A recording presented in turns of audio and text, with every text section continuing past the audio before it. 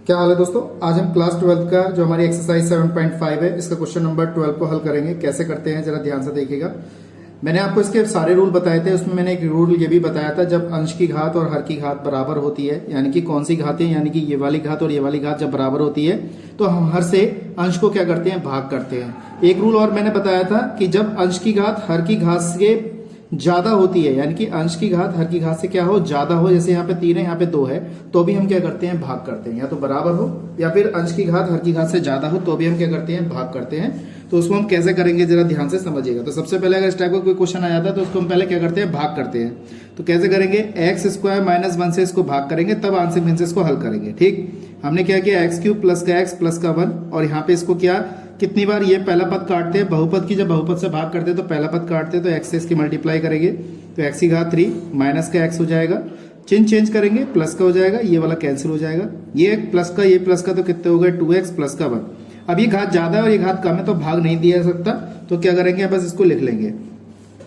तो भाग करने पर जो हमारे पास पद आया उसको कैसे लिखा जाएगा ये बात ध्यान में रखनी है। तो इसको हमने आई मान लिया, तो आई बराबर पहले हम क्या लिखते हैं, यहाँ पे भागफल लिखते हैं। इसको लिखने का तरीका क्या है हमारा, पहले आएगा भागफल, ठीक है, फिर यहाँ पे हमने क्या लिखा, शेषफल, ये हमने शेषफल लिखा, फिर हमने यहाँ लिखा भाजक, क्या लिखा, भाजक, और यहाँ पे क्या रहेगा, dx रहेगा। इस तरीके से लिखा जाता है।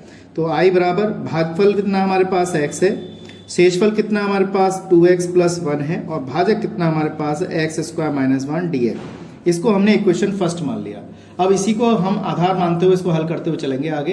कैसे करते हैं देखिएगा। अब इसका इंटीग्रल तो आसान है, इसका इंटीग्रल आसान नहीं है, क्योंकि ये पद t मानकर ये वाला नहीं आ रहा है, क्योंकि यहाँ पे प्लस का है और यहाँ पे का है माइनस का। तो हम क्या करेंगे, इसको हम आंशिक भिन्न से हल करेंगे।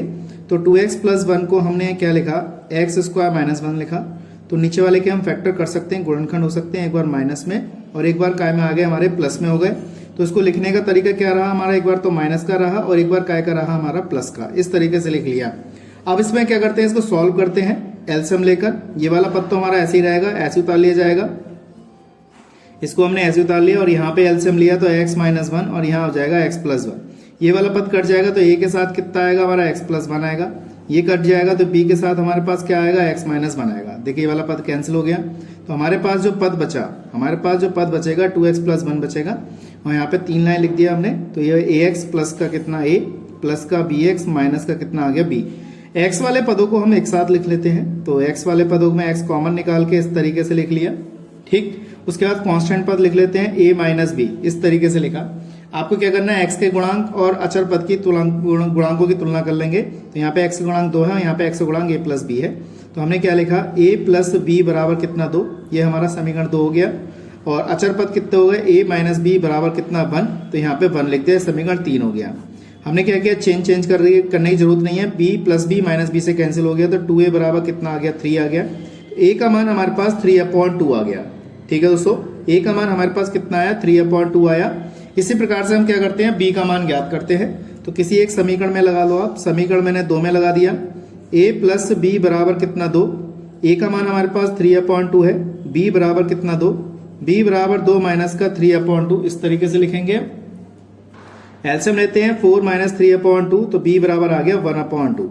अब देखिए a का मान भी हमने ज्ञात कर लिया और b का मान भी ज्ञात कर लिया। तो हम क्या करते हैं, इसमें यहाँ पे लगाते हैं a और b की जगह पे। ये वाला मान किसका, ये वाला है, और ये कहाँ से आया, यहाँ से आया, ठीक। यहाँ पे पुट कर देते हैं और उसका इंटीग्रल करते हैं, फिर सॉल्व करते हैं, ठीक है। तो मैंने क्या किया, देखिए 2x प्लस 1 अपॉन में एक्स स्क्वायर माइनस 1 बराबर, हमने ये हमारे पास थी x माइनस 1 प्लस का b अपॉन एक्स प्लस 1, ये था, ठीक। यहाँ पे हमने a की वैल्यू लगाई, आप चाहे तो इस टाइप से इंटीग्रल लगा सकते हैं यहाँ पर, और यहाँ dx और यहाँ dx। देखिए इसका a का मान कितना है हमारे पास 3/2, तो यहाँ पे 3/2 बाहर निकाल के इस तरीके से लिख लेंगे। और b की वैल्यू कितनी आई, 1/2, यहाँ पे भी इसको हमने इस तरीके से लिख लिया, और x प्लस 1, ठीक। अब ये जो पद आया हमारे पास, ये वाला पद कहाँ से आया है, ये वाला पद हमारा यहाँ से आया। तो हम समीकरण 1 में पुट कर देते हैं यहाँ पर। तो यहाँ लिखेंगे समीकरण 1 में ये वाले मान रखने पर, तो हमारे पास क्या है, i बराबर x into D x plus integral में 2x प्लस का 1 अपॉन में एक्स स्क्वायर माइनस 1 dx। तो देखिए इसका इंटीग्रल कितना हो जाएगा, एक्स स्क्वायर अपॉन में 2 प्लस इसका इंटीग्रल अभी हमने ये इस पूरे पद की जगह हम ये लिख देते हैं 3/2, ये हो जाएगा dx अपॉन x माइनस 1, और प्लस का 1/2 ये हो जाएगा dx अपॉन x प्लस 1, इस तरीके से लिखा। कितना हो गया हमारे पास x² 3/2 इसका इंटीग्रल हो गया हमारे पास log x माइनस 1। इस तरीके से मैंने यहाँ पे लिखा। आप चाहे तो इसकी जगह मॉड बना सकते हैं, कोई दिक्कत नहीं है किसी प्रकार की।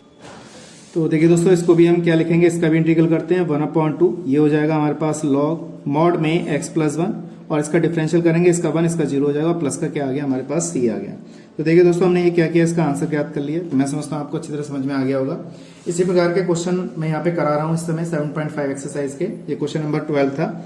इसी प्रकार से नया क्वेश्चन जो है क्वेश्चन नंबर 13 नेक्स्ट वीडियो में लेके आऊंगा। कैसे करेंगे ध्यान से देखिएगा, ठीक है। और चैनल को सब्सक्राइब कर लीजिए, बेल आइकन को प्रेस कर लीजिएगा और वीडियो को ज्यादा शेयर कीजिएगा, ठीक है दोस्तों। तो आज के लिए इतना ही, नेक्स्ट वीडियो में लेंगे ऐसे इंटरेस्टिंग क्वेश्चनों के साथ। जय हिंद, वंदे मातरम।